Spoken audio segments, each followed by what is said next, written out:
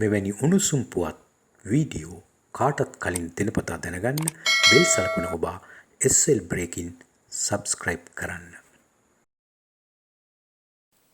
I don't think when General Dennis Pereira and Sir John Kotalawala discussed the establishment of a military academy at his house in Kandavala, that it was going to be a world-renowned university.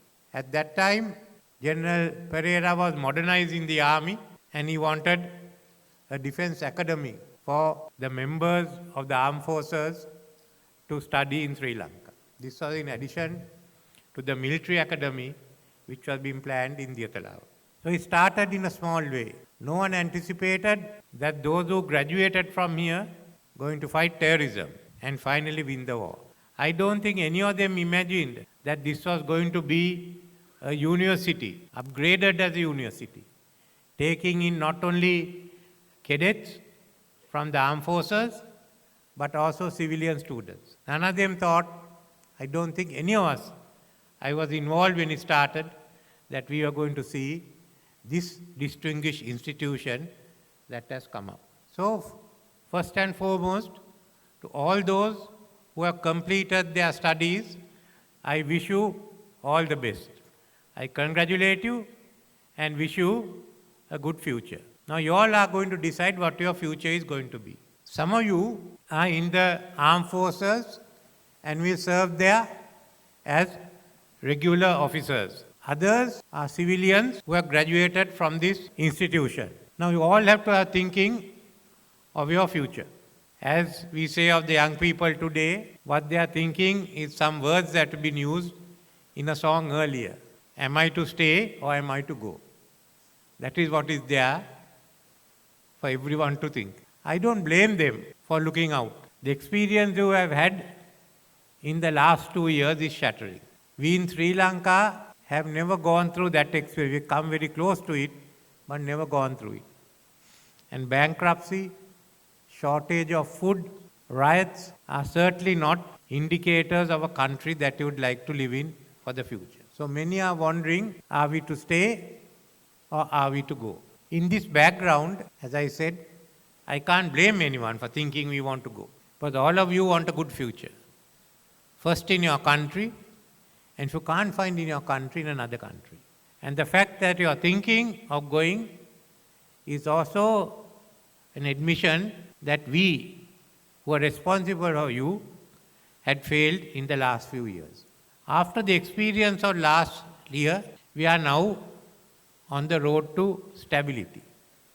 It is not an easy road. Going from bankruptcy to stability is certainly not easy. You have to decide what you are going to have and what you are going to give up. You have to come again decide that you are solvent enough, decided not only by you, by your creditors. So we are going through that period. How do we increase our revenue? At the same time, how do we reduce inflation? Those are really two difficult objectives to do at the same time. So there are times when the economy looks good and your pockets are all right, and other times when things become difficult. We have to go through this period. We have to go through this uncertain phase. But as we go along, we are reducing inflation down to a single digit.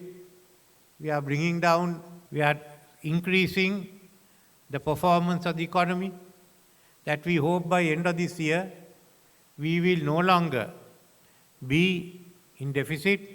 As the economy goes, as GDP goes, for the first time, we will break even. So 2024 will be the year we will restart growth.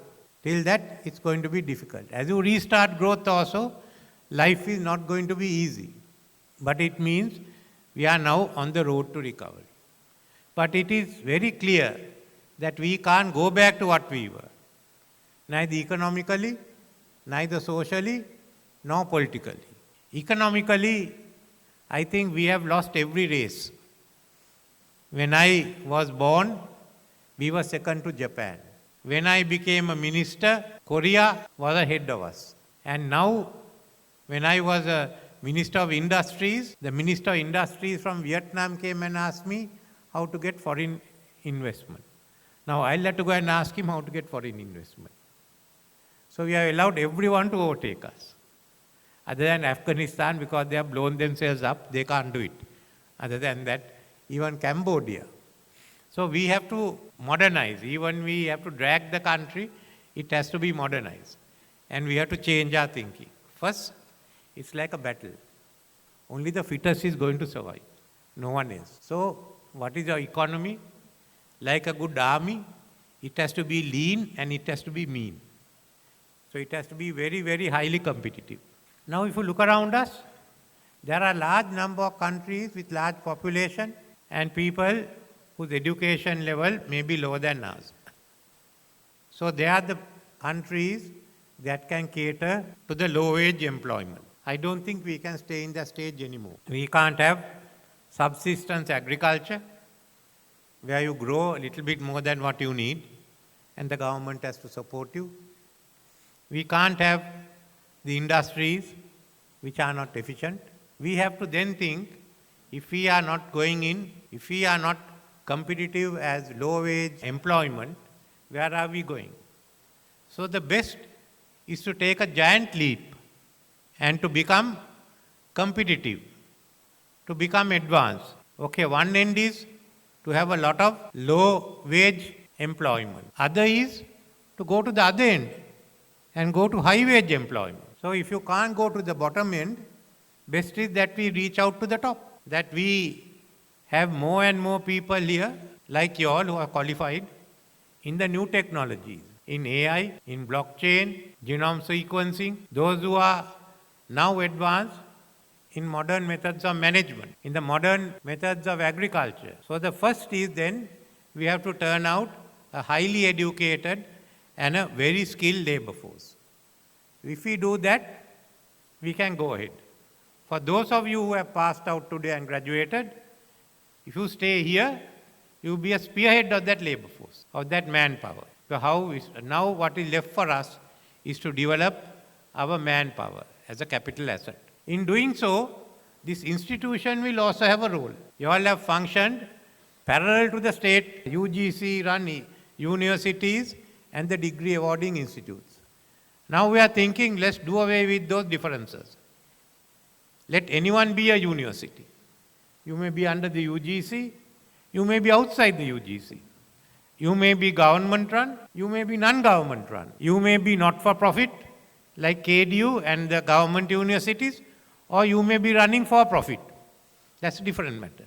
What we want is more and more graduates coming out of this country who have all the top technology, all the knowledge that we need. So we are now talking of establishing a few more universities, civilian ones, on the KDU model, on the same. So some of them may be affiliated to KDU. Some may be a campus of the KDU. We have university colleges. There may be universities which will be affiliated to universities outside. So the KDU will also have to have not only campus, but also get used to functioning as affiliated university, having other universities affiliated to you, and helping them to grant degrees. But all this will have to focus on the new technologies. For all those who come there, the government will make financing available, concessional financing available. For everyone who pass out can immediately get a job. So we are now planning out, and at the budget I will announce the steps that we will be taking. Backing up on that, following up on that, we will take the total vocational training and the technical education sector, modernize it completely. We have about 450 vocational training centers. It should be modernized into colleges, actually 150 colleges or more that are private institutions. So that will be the backup, the skilled and the graduate workers. We need all of them. As the technical colleges, we will have to upgrade them, and a National College of Technology, which we hope will be able to grant associate degrees of 2 years. So in this, there is one model that will shine out, will be the KDU model. So I don't think any of us imagined 2 years ago or 3 years ago When people are getting onto the road against the KDU, today that will be the model for the newer universities to start. So you will have to work with that sector, but what we want to do is look at the future. Look at what the country will be, what we need in the next 5 years, and go for it. Don't again be thinking or arguing. You know what we have gone through, you know how to get out of it. It's like a battle. You have stopped retreating. You can now turn around. But you must find your own strategy how to advance.